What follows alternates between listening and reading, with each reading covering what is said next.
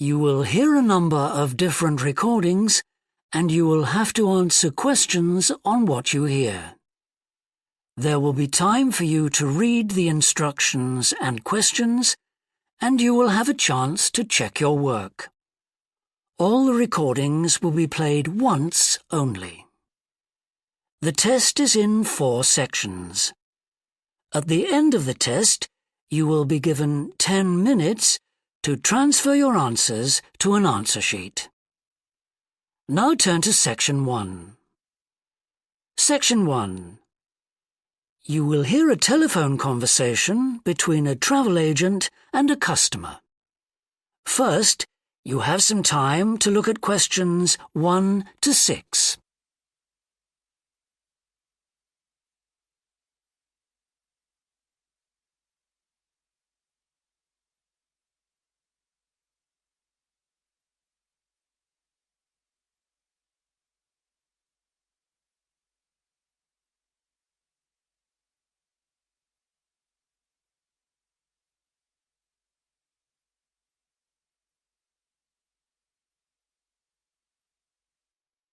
Now we shall begin. You should answer the questions as you listen, because you will not hear the recording a second time. Listen carefully and answer questions 1 to 6. Good morning, World Tours. My name is Jamie. How can I help you? Good morning. I want some information on self-drive tours in the USA. Could you send me a brochure? Of course.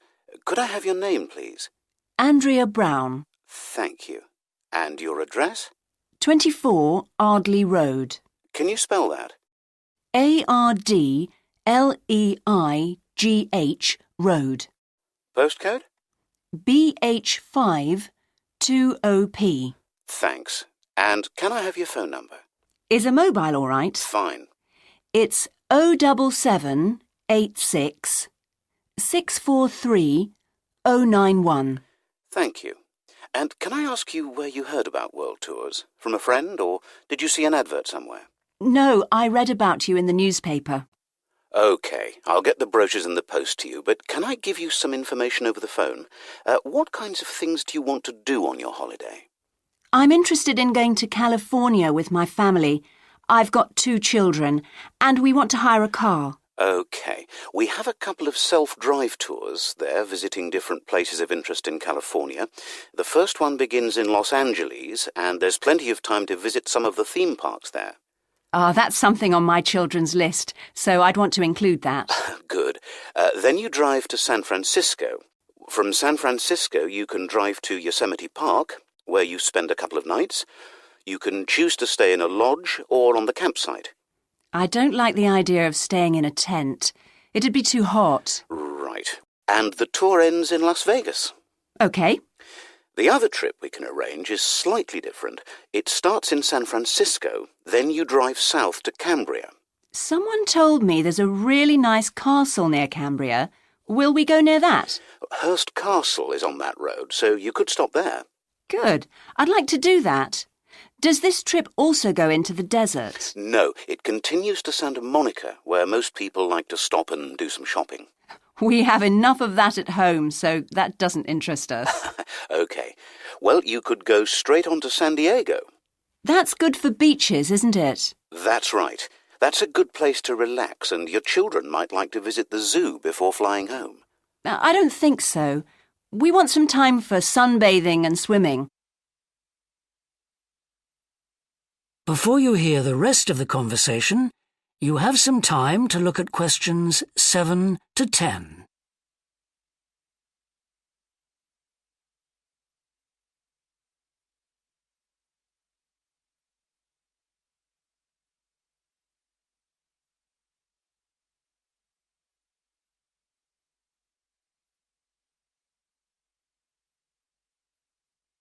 Now listen and answer questions 7 to 10.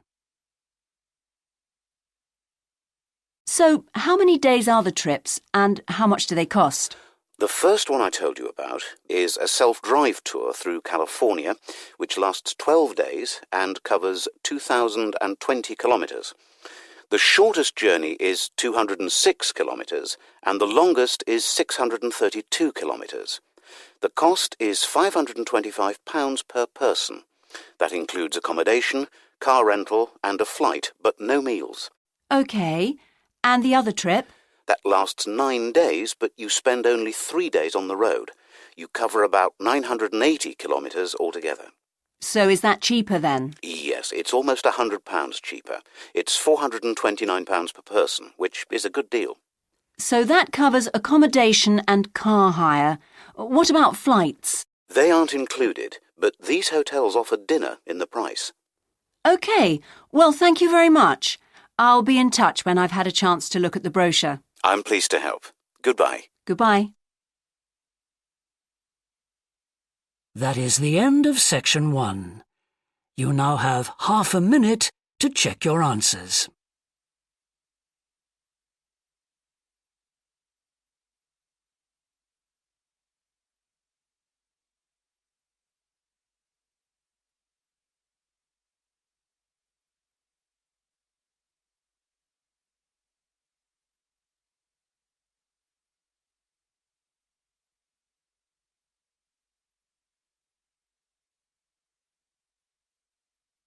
Now turn to section 2.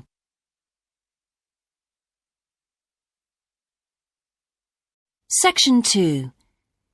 You will hear a man talking on the radio about a national arts centre.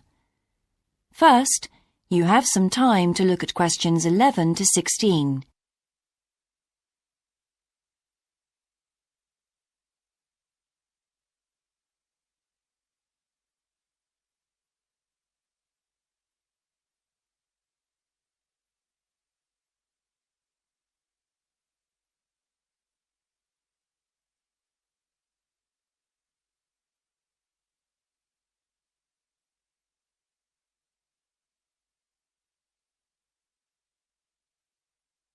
Now listen carefully and answer questions 11 to 16.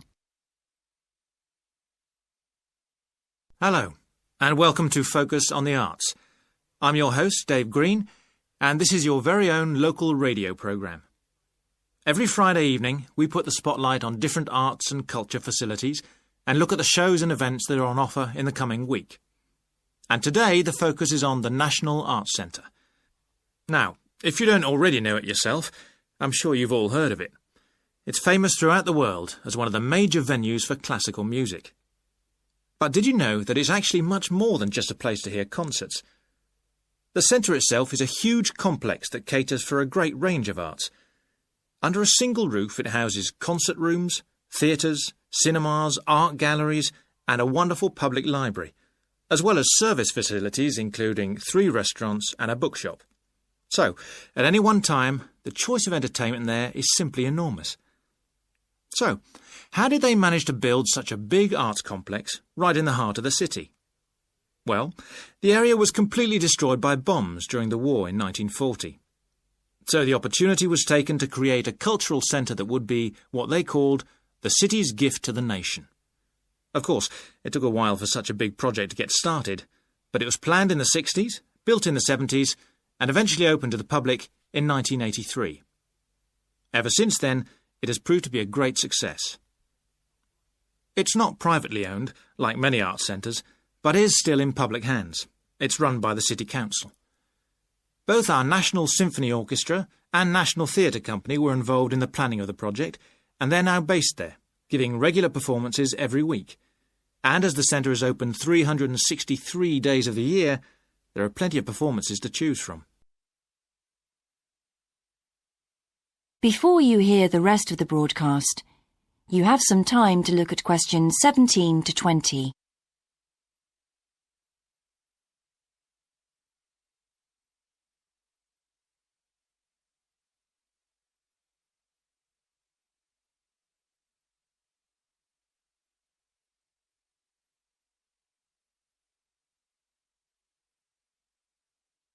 Now listen and answer questions 17 to 20. So, to give you some idea of what's on, and to help you choose from the many possibilities, we've made a selection of the star attractions.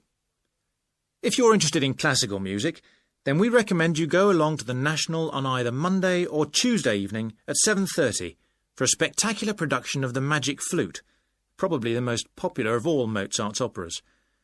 It's in the Garden Hall, and tickets start at only £8, but you'll have to be early if you want to get them that cheap. And remember, it's only on for those 2 evenings. For those more interested in the cinema, you might like to see the new Canadian film, which is showing on Wednesday evening at 8 p.m. in Cinema 2, and that's called 3 Lives. It's had fantastic reviews, and tickets cost just £4.50, which is a reduction on the usual price of £5.50. So, it's really good value, especially for such a great movie. But you can see the centre's main attraction at the weekend, because on Saturday and Sunday, 11 a.m. to 10 p.m, they're showing a wonderful new exhibition that hasn't been seen anywhere else in Europe yet. It's a collection of Chinese art called Faces of China. That's in Gallery 1, and it has some really fascinating paintings and sculptures by leading artists from all over China. And the good news is that it's completely free, so don't miss it. So why not go along to the National Arts Centre next week for one or all of these great events? And you can always pick up a programme and check out all the other performances and exhibitions on offer, or coming soon, on almost every day of the year. Next week, we'll be looking at the new Museum of Science. That is the end of Section 2. You now have half a minute to check your answers.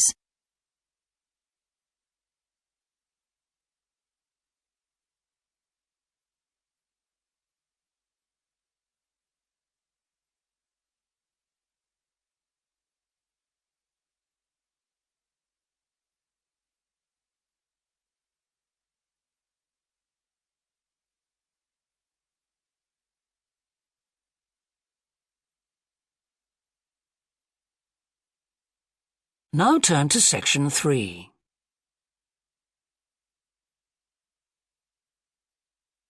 Section 3. You will hear a student called John talking to a professor about a design competition he is entering. First, you have some time to look at questions 21 to 25.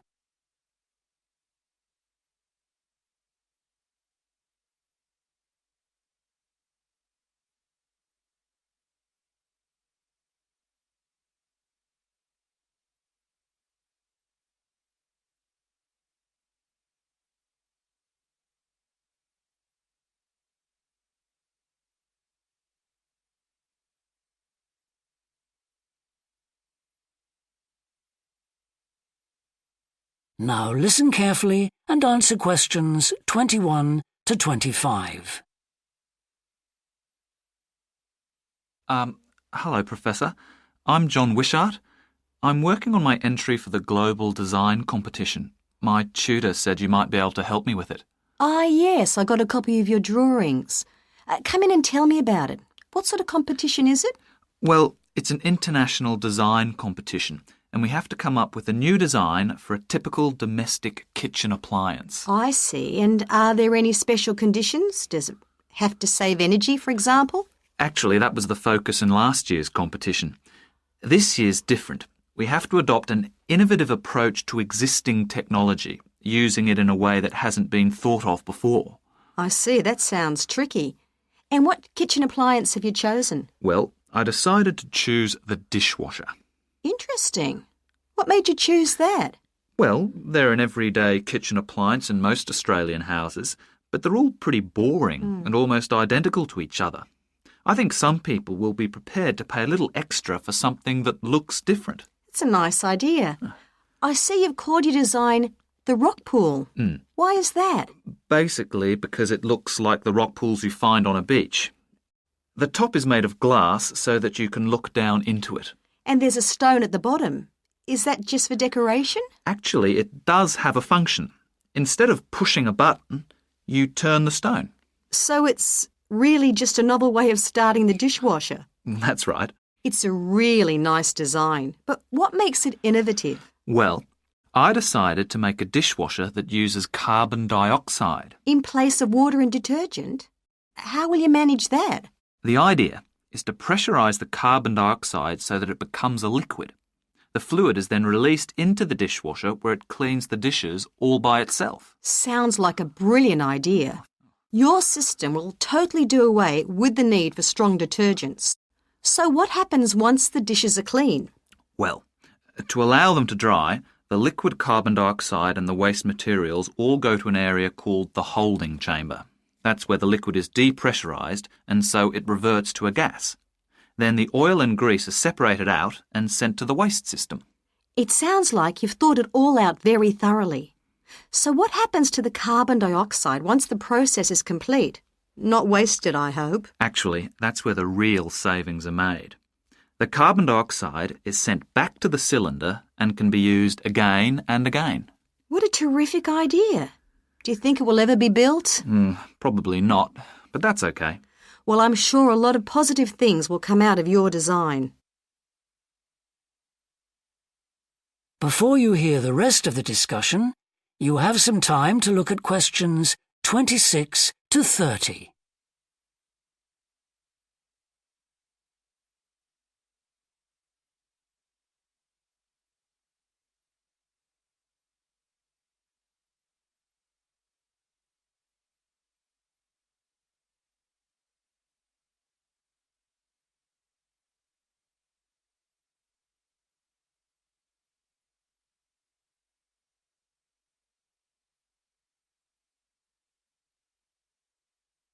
Now listen and answer questions 26 to 30.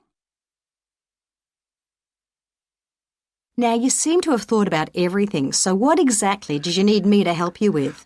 Well, my design has made it to the final stage of the competition, and in a few months' time I have to give a presentation, and that's the part I was hoping you could help me with. Right, well, that should be easy enough. What have you managed to do so far? Well, I've got detailed drawings to show how it will work, and I've also written a 500-word paper on it. I see. Well, if you want to stand a good chance of winning, you really need a model of the machine. Yes, I thought I might, but I'm having a few problems. What's the main difficulty so far? Let me guess. Is it the materials? Yes. I want it to look professional, but everything that's top quality is also very expensive. Look, projects like this are very important to us. They really help lift our profile. So why don't you talk to the university about a grant? Oh. I can help you fill out the application forms if you like. Oh, that would be great. You'd better show me this paper you've written as well. For a global competition such as this, you need to make sure the technical details you've given are accurate and thorough. Oh, that would be a great help. Is there anything else I can do? Well, I'm really nervous. That is the end of section 3. You now have half a minute to check your answers.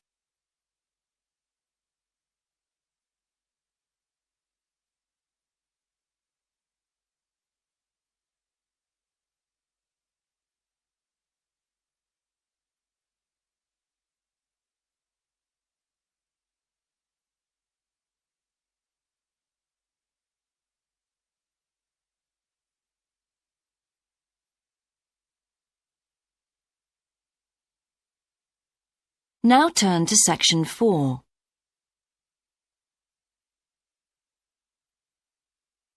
Section 4. You will hear a lecture about success in business systems. First, you have some time to look at questions 31 to 40.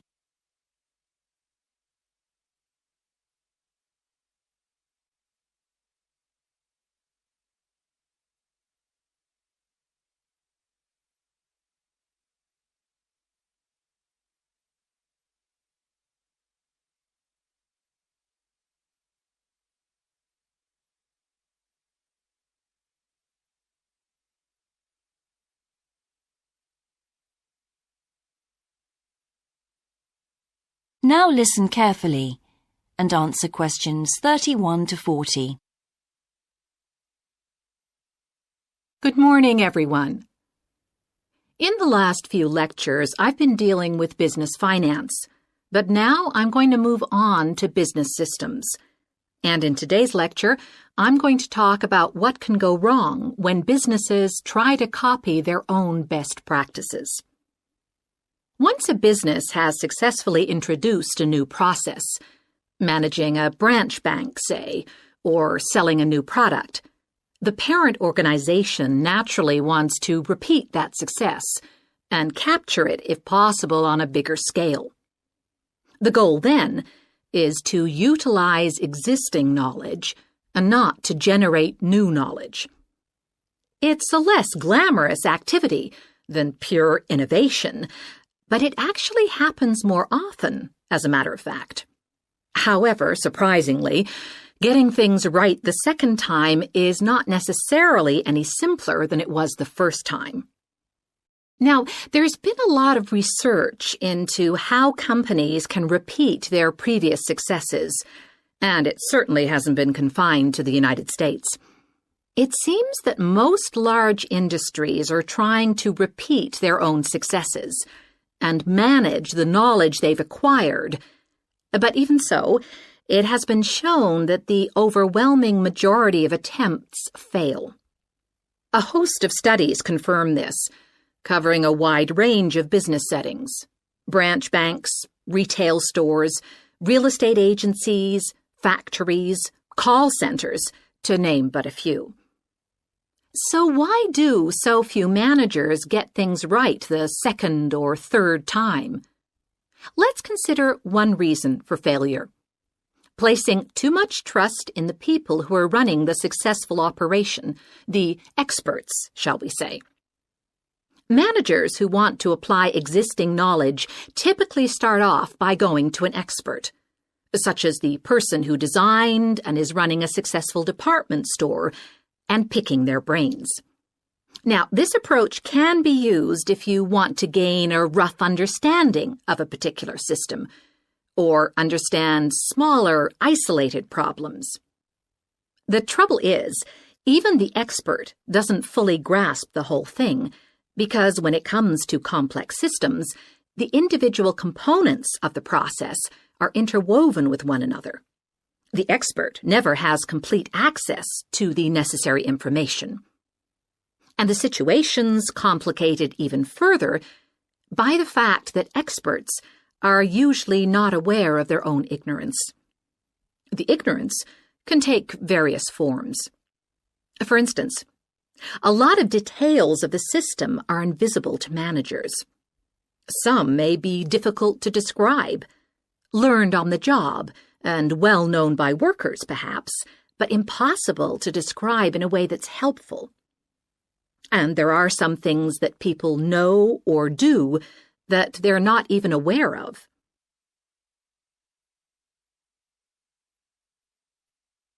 Now, let's consider two types of mistake that can occur when a manager actually starts to set up a duplicate system to replicate a successful process.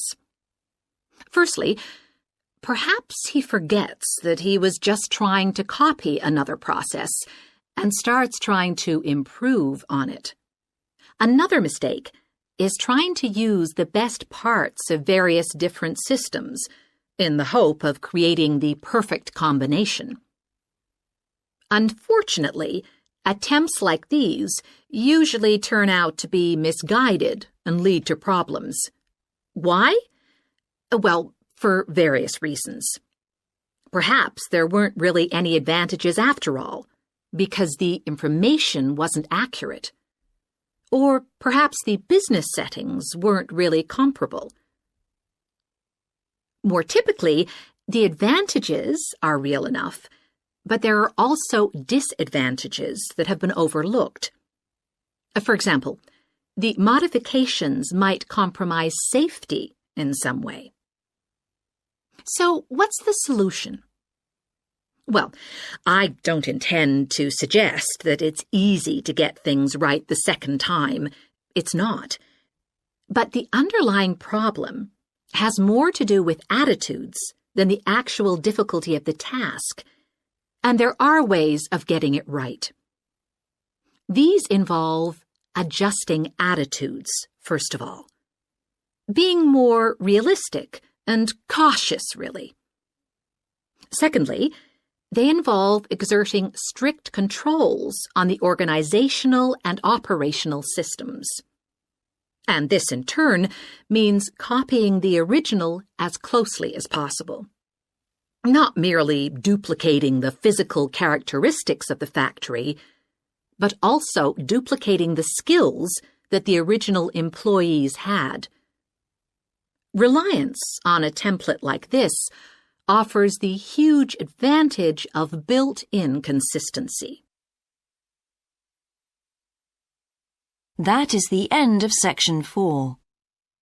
You now have half a minute to check your answers.